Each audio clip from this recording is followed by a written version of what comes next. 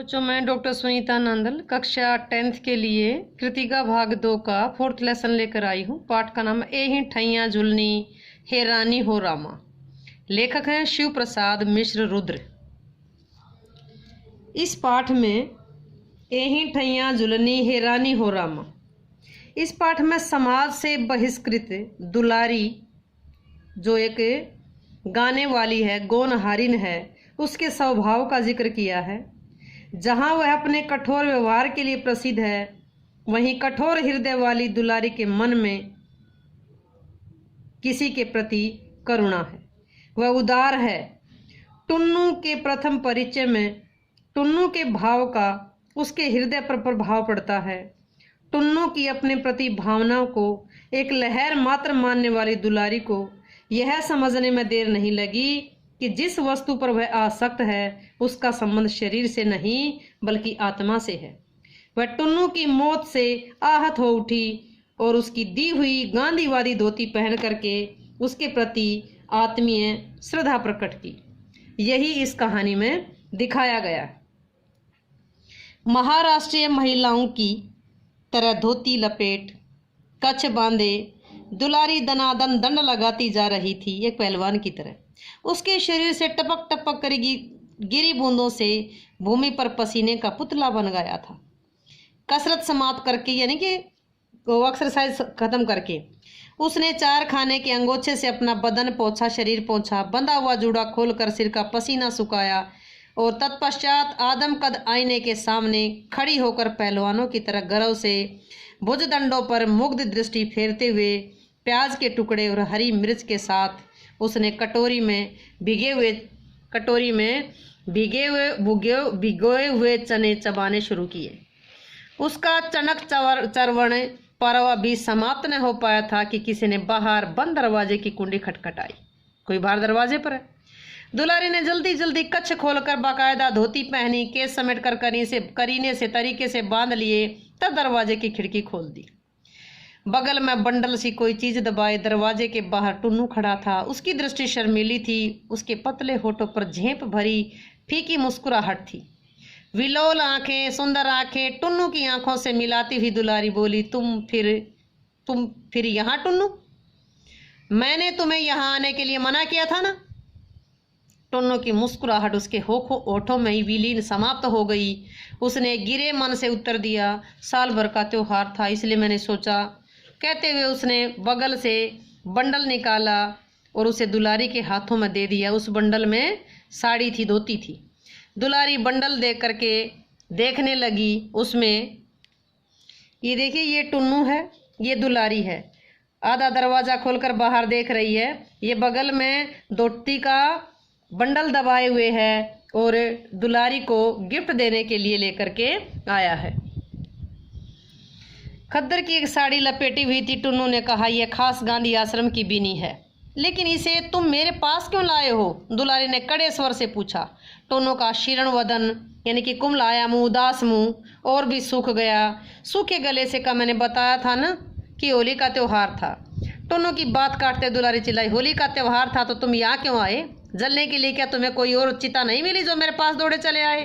तुम मेरे मालिक हो, बेटे हो, भाई हो, कौन हो? खैरियत चाहते हो तो अपना यह कफन लेकर यहाँ से सीधे चले जाओ। और उसने उपेक्षापूर्ण धोती टुन्नू के पैरों के पास फेंक दी। टुन्नू की काजल लगी बड़ी बड़ी आंखों में अपमान के कारण आंसू भर आए। उसने सिर झुकाए हुए आर्द्र, यानी कि गीले भरे कंठ से कहा, मैं तुमसे कुछ मांगता तो हूँ नहीं।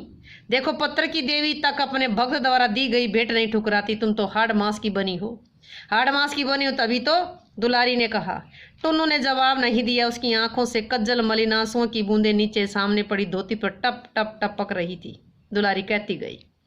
टुन्नू पाषाण पत्थर की प्रतिमा की तरह, यानी कि बिना कुछ बोले बना हुआ दुलारी का भाषण सुनता जा रहा था। उसने इतना कहा, मन पर किसी का बस नहीं, वह रूप या उम्र का कायल नहीं होता, और कोठरी से बाहर निकल गया। धीरे धीरे सीढ़ियां उतरने लगा। दुलारी भी खड़ी खड़ी उसे देखती रही। उसकी भौं अब भी वक्र, यानी कि टेढ़ी थी गुस्से के कारण, परंतु नेत्रों में कौतुक और कठोरता का स्थान करुणा की कोमलता ने ग्रहण कर लिया था। उसने भूमि पर पड़ी धोती उठाई, उस पर काजल से सन्यासों के धब्बे पड़ गए थे। उसने एक बार गली में जाते टुन्नू की ओर देखा, फिर स्वच्छ धोती पर पड़े धब्बों को बार बार चूमने लगी। दूसरा दृश्य, दुलारी के जीवन में टुन्नू का प्रवेश अभी कुछ 6 महीने हुए थे कि पिछली भादों में तीज के अवसर पर दुलारी खोजवा बाजार में गाने गई। ये एक मोहल्ला था। दुक्कड़ पर गाने वालियों में दुलारी की जो प्रसिद्धि थी, मैती बड़ी ख्याति थी। उसे पद में सवाल जवाब करने की अद्भुत क्षमता प्राप्त थी। कजली क्या है? ये है एक तरह का लोकगीत है जो भादों के महीने में तीज के अवसर पर गाया जाता है। गाने वाले बड़े बड़े विख्यात शायरों की उससे कोर दबती थी, यानी उस पर अधिकार था, इसलिए उसके मुंह पर गाने में सभी घबराते थे। उसी दुलारी को कंजली दंगल में अपनी ओर खड़ा कर खोजवा वालों ने अपनी जीत सुनी से समझ ली, परंतु जब साधारण गाना हो चुकने पर सवाल जवाब के लिए दुक्कड़ पर चोट पड़ी। विपक्ष 16 और 17 वर्ष का एक लड़का गोनहारियों की गोल में सबसे आगे खड़ी दुलारी की ओर हाथ उठाकर ललकार उठा, रानिया लय परमेश्वरी लौट, यानी कि परामेश्वरी नोट। तब उन्हें अपनी विजय पर पूरा विश्वास न रहा कि बीच में कौन आ गया। बालक टुन्नू बड़े जोश से गा रहा था, रानिया लय परमेश्वरी लौट, दरगोड़े से घेवर बुंदिया। दरगोड़ा होता है पैरों के नीचे कुचले जाने से। घेवर बूंदिया दे माथे मोती का बिंदिया, और किनारी में सारी के टांग सुनहरी गोट रानिया ले परमेश्वरी नोट। शहनाई वालों ने टुन्नू के गीत को बंद बाजे में दोहराया, मतलब वही बात रिपीट की। लोग ये देखकर चकित थे कि बात बात में तीर कमान हो जाने वाली दुलारी आज अपने स्वभाव के विपरीत खड़ी खड़ी मुस्कुरा रही थी कि मेरा मुकाबला करने वाला कोई है। कंठ स्वर की मधुरता में दुलारी से होड़ कर रहा था और दुलारी मुग्ध खड़ी सुन रही थी। टुन्नू के इस सार्वजनिक आविर्भाव का तीसरा चौथा मौका था। उसके पिता घाट पर बैठ करके कच्चे महाल के 10-5 घर यजमानी में सत्यनारायण की कथा से लेकर के श्राद्ध और विवाह तक करा करके कठिनाई से गृहस्थी की नौका चला रहे थे, परंतु पुत्र को आवारों की संगति में शायरी का चस्का लगा। उसने भैरव हेला को अपना उस्ताद बनाया। शीघ्र ही सुंदर कजली रचना रचने लगा। कजली रचना जो कविता में तुरंत हाजिर जवाब वाली रचना। वह पद्यात्मक प्रश्नोत्तरी में भी कुशल था। अपनी इस विशेषता के बल पर वह बजरडिया वालों की ओर से बुलाया गया था। 2 टोले थे, एक तो बजरडिया था, बजरडिया की तरफ से तो था टुन्नू, और खोजवा वालों की तरफ से कौन था? दुलारी थी। वह पद्यात्मक प्रश्नोत्तरी में भी कुशल हो गया था। इसी विशेषता के बल पर बजरडिया वालों की ओर से बुलाया गया था। उसकी शायरी पर बजरडिया वालों ने वाह वाह कर शोर मचाकर सिर पर आकाश उठा लिया। खोजवा वालों का रंग उतर गया। टुन्नू का गीत भी समाप्त हो गया। पुनः दुक्कड़ पर चोट पड़ी। शहनाई का मधुर स्वर गूंजा। अब दुलारी की बारी आई। उसने अपनी दृष्टि मद विह्वल मस्ती बनाते हुए टुन्नू के दुबले पतले परंतु गोरे गोरे चेहरे को भर आंख देखा। उसके कंठ से छल छल करता स्वर का सोता फूट निकला। कोडियल मोवेल ले बकोट, कोडियल मोवेल ले बकोट, यानी कि मैं तेरा मुंह नोच लूंगी। तोर बाप ता घाटा गोरलन, मतलब तेरा जो बाप है, तेरा पिता है तो घाट की रखवाली करता है।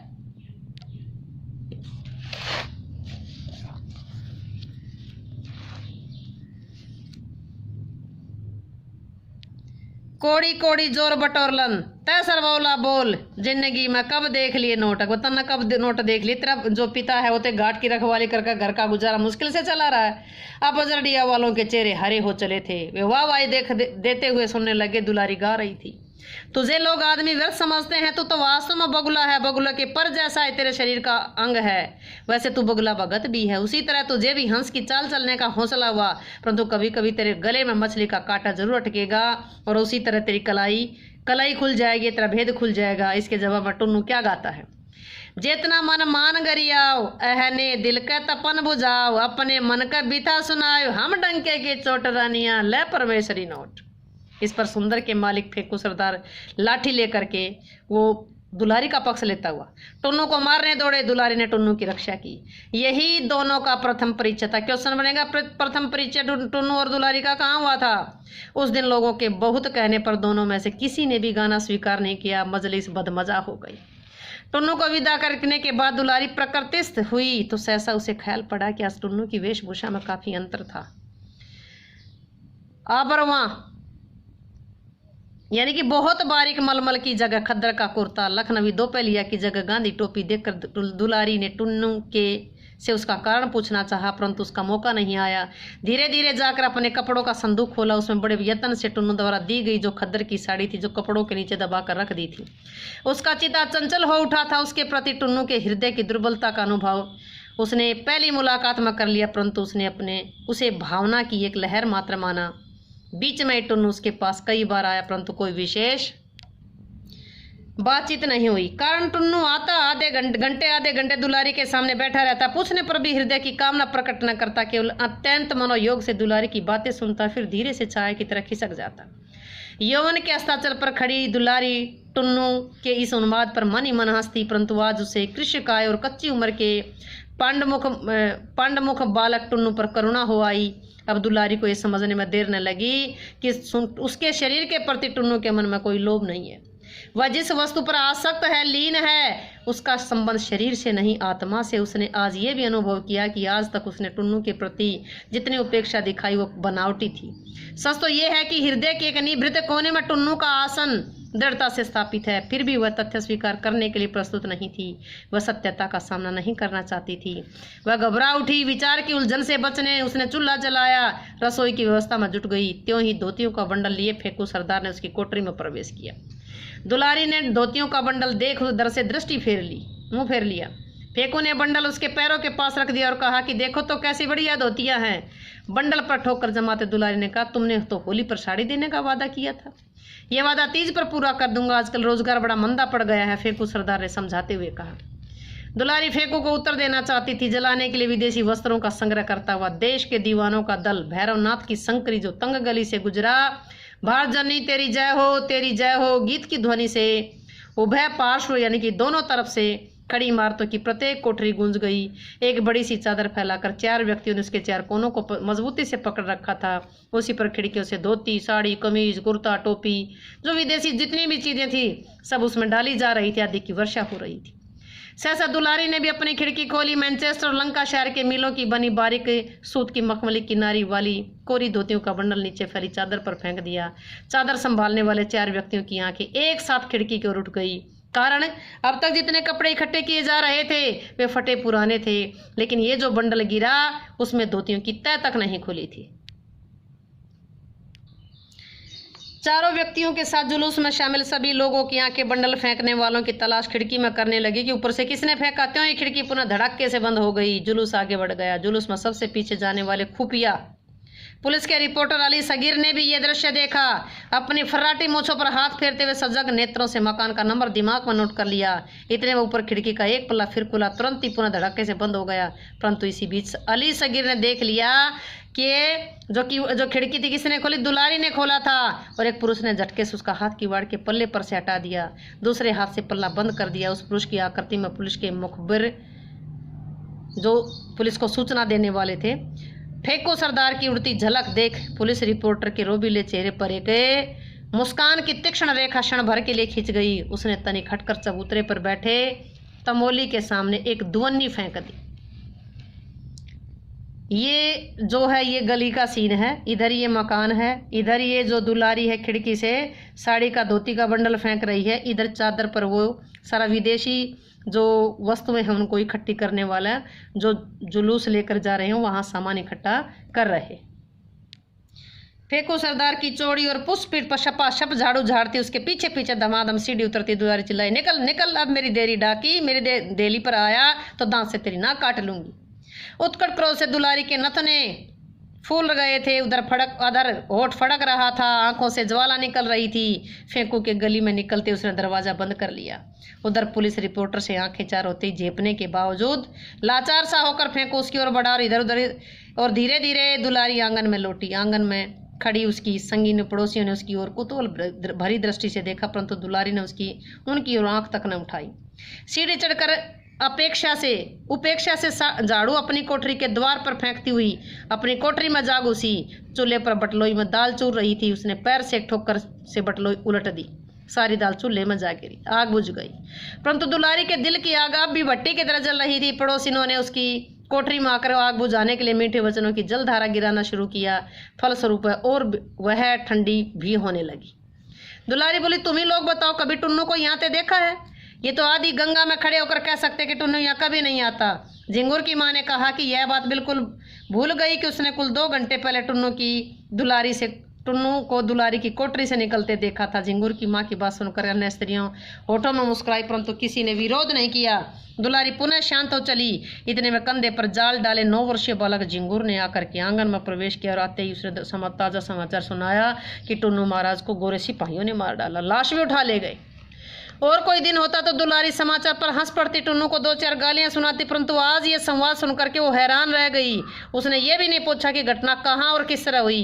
कभी किसी बात पर न पसीजने वाला हृदय कातर हो उठा। सदैव मरुभूमि की तरह दूध उजलने वाली उसकी आंखों में मेघमाला घिर आई, यानी कि आंसुओं की झड़ी लग गई। उसने पड़ोसिनों की निगाह से अपने आंसुओं को छिपाने का कोई प्रयत्न नहीं किया। पड़ोसिनों की कर्कशा, दुलारी के हृदय की ये कोमलता पड़ोसी ने भी देख करके दंग रह गई। उन्होंने दुलारी के इस आचरण को बार बार वनिता सुलभ अभिनय मात्र समझा। बिट्टो ने दिलगी भी की, मुझे लुका छिपी फूटी आंख नहीं सुहाती। मैंने तो आज तक जो भी कुछ किया सब डंके की चोट। दुलारी ने कहा कि वह उठी, सबके सामने संदूक खोला, उसमें से टुन्नू की दी हुई आंसुओं के काले धब्बों की से भरी खद्दर की धोती निकाल उसने पहन ली। उसने झिंगुर को बुलाकर पूछा, टुन्नू कहाँ मारा गया? झिंगुर ने बताया कि टाउन हॉल। और जब टाउन हॉल जाने के लिए घर से बाहर निकले तो दरवाजे पर थाने के मुंशी के साथ फेंकू सरदार ने आकर कहा कि दुलारी को थाने जाना होगा, आज अमन सभा द्वारा आयोजित समारोह में उसे गाना पड़ेगा। रिपोर्ट की कापी मेज पर पटकते हुए प्रधान संवाददाता ने अपने सहकर्मी को डांटा, शर्मा जी आप तो अखबार की रिपोर्ट नहीं छोड़ चाय की दुकान खोल लेते तो अच्छा होता। संवाद इकट्ठे करना आपके बुत्ते की बात नहीं जान पड़ती। बैबित शर्मा ने गड्ढे में कोड़ी खेलती अपनी आंखों से चश्मा उतारते उसे कुर्ते से पहुंचते पूछा, क्यों, क्या हुआ? प्रधान संवाददाता ने खींच कर कहा कि यह जो आप पन्ने पर पन्ना अलीफ लैला की कहानी से रंग लाए हैं वह कहाँ छपेगा, कौन छापेगा, इस पर कोई विचार किया है? आपने जो लिखा उसके सिवा कोई और गवाह है? आज आपकी रिपोर्ट छाप दो, कल मेरा अखबार बंद हो जाएगा, संपादक जी जेल पहुंचा दिए जाएंगे। अपने संबंध में वार्ता होती तो सुनकर संपादक जी सजग हुए। उन्होंने कहा कि क्या बात है, यही शर्मा जी की रिपोर्टिंग पर जख रहा हूँ, और क्या? प्रधान संवाददाता ने कहा, पढ़िए। संपादक ने आदेश दिया। प्रधान संवाददाता ने रिपोर्ट की कॉपी शर्मा जी की ओर बढ़ाते कहा कि लीजिए आप ही पढ़कर सुनाइए। वह शीर्षक भी पढ़ दीजिएगा जो आपने संवाद पर लगाया। क्या शीर्षक है? यही ठैया जुलनी हैरानी हो रामा। झेप भरी मुद्रा में शर्मा जी ने कहा, फिर धीरे धीरे रिपोर्ट पढ़ने लगे। कल 6 अप्रैल को नेताओं की अपील पर नगर में पूर्ण हड़ताल रही। यहाँ तक कि खोमचे वालों ने भी नगर में फेरी नहीं लगाई। सवेरे ही जुलूसों का निकलना जारी हो गया था जो जलाने के लिए विदेशी वस्त्रों का संग्रह करता जाता था। ऐसे ही एक जुलूस के साथ नगर का प्रसिद्ध कजली नायक टुन्नू भी था। उक्त जुलूस जब टाउन हॉल पहुंचकर विघटित हो गया तो पुलिस के जमादार अली सगीर ने टुन्नू को जा पकड़ा और उसे गालियां दी। गाली का विरोध करने पर जमादार ने उसे बूट की ठोकर मारी। ठोकर पसली में लगी और तिल मिलाकर जमीन पर गिर गया। उसके मुंह से चुल्लू भर खून निकल पड़े। पास के गोरे सैनिकों की गाड़ी खड़ी थी, उन्होंने टुन्नू को उठाकर गाड़ी में लाद दिया। लोगों से कहा गया कि अस्पताल ले जा रहे हैं, परंतु हमारे संवाददाता के अनुसार गाड़ी का पीछा करके पता लगाया गया कि वास्तव में टुन्नू मर गया। रात के 8 बजे टुन्नू का शव वरुणा नदी में प्रवाहित किए जाते हमारे संवाददाता ने देखा है। इस सिलसिले में यह भी उल्लेख है कि टुन्नू का दुलारी नाम की गोनहारिन से संबंध था। कल शाम अमन सभा द्वारा टाउन हॉल में आयोजित समारोह में भी उसने जनता का एक भी प्रतिनिधि उपस्थित नहीं था। दुलारी को नचाया गवाया गया। उसे भी शायद टुन्नू की मृत्यु का संवाद मिल चुका था। बहुत उदास थी वो। उसने खद्दर की एक साधारण धोती पहन रखी थी। सुना जाता है कि उसे पुलिस जबरदस्ती ले आई थी। वह उस स्थान पर जाना नहीं चाहती थी जहाँ 8 घंटे पहले उसके प्रेमी की हत्या कर दी गई थी, परंतु मजबूर होकर गाने के लिए खड़ा होना पड़ा। कुख्यात जमादार सरिया गिर ने मौसमी चीज गाने की फरमाइश की। दुलारी ने फीकी हंस करके गाना शुरू किया। उसने कुछ अजीब दर्द भरे गले से गाया, एही ठैया जुलनी है रानी हो रामा, कासों में पूछूं। एही ठैया इस जगह जुलनी होता, नाक का आभूषण मेरी लौंग मेरी नथ गिरी थी हे राम, किससे पूछूं।